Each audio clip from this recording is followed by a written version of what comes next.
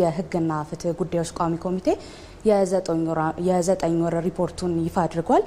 በዚህ ይህንን ሪፖርት ታዲያ ለህዝብ ተወካዮች ምክር ቤት የህግና ፍትህ ጉዳዮች ቋሚ ኮሚቴ ያቀረቡት የኮሚሽኑ ኮሚሽነር ደመላሽ ገብረ ሚካኤል ናቸው ማለት ነው።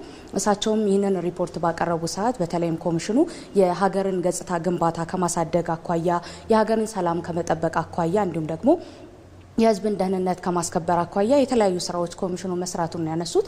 በተለይም ደግሞ ተቋሙ ከቅርብ ጊዜ በኋላ በዚህ በ9 ወር ማለት ይቻላል ከአምናው አንጻር ከነበረ ሁኔታ በቴክኖሎጂ ከማሳደግ ስራን ከመከወን አኳያ፣ የሰው ኃይል ቁጥር ከመጨመር እንዲሁም ደግሞ የአቅም ግንባታ ከማሳደግ አኳያ በርካታ ስራዎች መሰራታቸውን ያነሱት ኮሚሽነሩ በተለይም ደግሞ በተለያዩ አካባቢዎች ይከሰታሉ ተብሎ የሚታሰቡት እንዲሁም ደግሞ ሲከሰቱ የነበሩ አለመግባባቶችን በሰላማዊ መንገድ ለመፍታት የተደረጉ ጥረቶች ውጤት ማምጣታቸውን ነው ኮሚሽነር ያነሱት። በተለያይም ደግሞ በዚህ 9 ወራት ውስጥ አካታችነትን ያማከለ ስራዎች መሰራታቸውን ነው የተነገረው። በተለይም ደግሞ ማህበረሰብ አቀፍ ስራ በተለያዩ የስራ ክንውኖች ማህበረሰቡን ያካተቱ ስራዎች መሰራታቸውን የተነሳው ማለት ነው። በተለይም በዚህ 9 ወራት ውስጥ 629 ሺህ በላይ የህብረተሰብ ክፍሎችን ያሳተፈ የውይይት መድረኮች መከናወናቸው ነው በዚህ ሪፖርት ላይ የተነሳው። ይህ መድረክ ታዲያ በተለይም ደግሞ ማህበረሰቡ ወደ ህግ መጥቶ የተለያዩ የወንጀል ድርጊቶችን ጥቆማ ሰጥቶ ህጋዊ መፍትሄዎች እንዲወሰዱ ከማድረግ አኳያ ውጤታማ ስራዎች መሰራታቸው ነው የተነሳው ማለት ነው።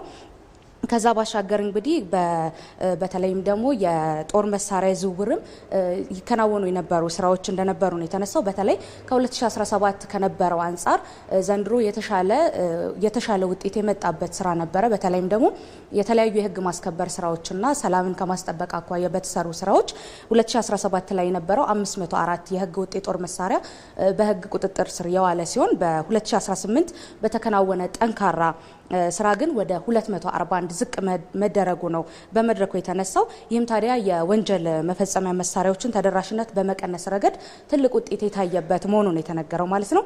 ከዛ ባሻገር በሰዎች ህገወጥ ዝውውርም ረገድ በርካታ ስራዎች መሰራታቸውን የተነሳው። ቋሚ ኮሚቴውም ታዲያ ይህንን ተቋሙ ዓለም አቀፍ ቴክኖሎጂ መሰረት ያደረጉ ስራዎችን ከዓለም ጋር ተወዳዳሪ የሆኑ ስራዎችን በመከወን ረገድ ጠንካራ በመሆኑ ምስጋና እንደቸረውና በቀጣይነትም ደግሞ 7ኛው ጠቅላላ ምርጫ የሚካሄድ መሆኑ ይታወቃል። ከዚህ ጋርም በተገናኘ ጠንካራ ስራዎችን ምርጫውን በሰላማዊ መንገድ እንዲጠናቀቅ የራሱን አሻራ እንዲያሳርፍም ቋሚ ኮሚቴው በመድረኩ ላይ አሳስቧል ማለት ነው። ብሩክታይት እናመሰግናለን ለመረጃው። መልካም ቀን ይሁንልሽ።